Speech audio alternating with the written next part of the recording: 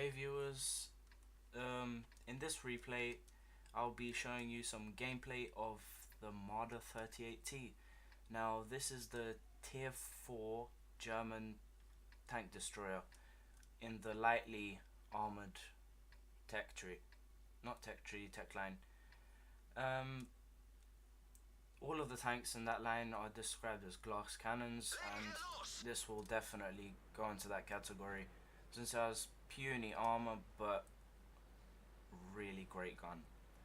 Now the battle is in Comorin and the chance to win is 80%, so at this point I'm thinking, okay, our team's just gonna rush in, kill all the enemies, and they're not gonna stand an utter chance since they don't have any great players on their team. Now I'm going into, I suppose, a weird place because most TDs end up going into this forest and camping for the whole game. So I'm thinking I don't want to be caught up in there with the majority of the team, so I'll decide to go and cover this flank. Now this tank is actually pretty fast for a tank destroyer, going to about 40 kilometers per hour. I head into this rock where my Covenanter's going to spot for me, and I'm going to knock down some of these trees to add to my concealment.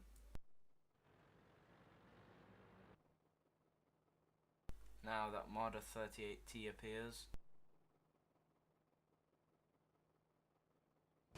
put one shell into him, but that was badly aimed so it didn't go in.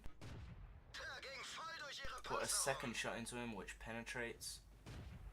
Now the reload of this gun is amazing. It's around 3.3 seconds, so it's really useful, and with a penetration of 108 and the damage of 110, you can do some serious DPM. And bearing in mind that this is a German tank, there's a big guarantee that you will hit that target.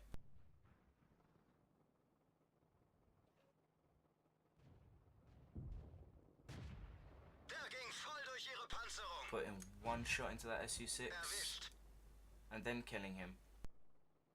Now in the game I zoomed in enough and you can just see the top of his tank, so I won't say lucky, or just thanks to the German accuracy I could hit him. Now working my way with a Covenanter, he tries to run away but I take him out. Now this Hetzer, put one shot into him. Now you can also see the gun traverse, I think it's gun traverse, how far you can rotate it before you actually have to move the actual tank. Now this is common in both of the Marders.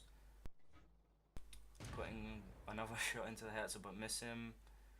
Ricochet the last one and he realizes where I am. Then put the last shot into his bottom plate because when I'm firing at Hetzers, I don't really want to be firing at the upper plate since it's quite troll and it might probably bounce. Now this M2 medium, put a badly placed shot into him. Put another badly placed shot into him and kill him. So despite me getting 4 kills, it's still just 7-4. So I thought, wow, the enemy team is doing much better than I thought. I'm following this T28. Don't want to keep up with him because then I'll have to shoot forward. Don't really like doing that. Okay, so he stopped giving me an opportunity, then he's falling back. Put some lead onto my shot, killing him. Now this is just delightful for the Panzer 38t. With its amazing reload time, I can just put shell after shell into these enemies. Put in another shell into that Panzer 38t, giving it some lead. I put some lead into that shell, but the DW2 stopped moving, which means I couldn't get him.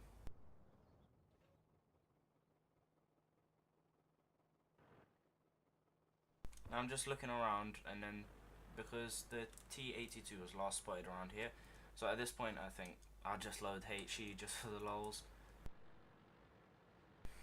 Progressing up, and out of nowhere he manages to appear. Put one perfectly placed shot into him, killing him for 160 damage. I think that rolled high. No, that actually rolled low. Surprising there. So, and me finishing the game on 7 kills, 1,531 damage. So, I hope you've enjoyed this replay of this magnificent tank. Please remember to like and subscribe. Thank you for watching, guys, and see you out there on the battlefield. Goodbye.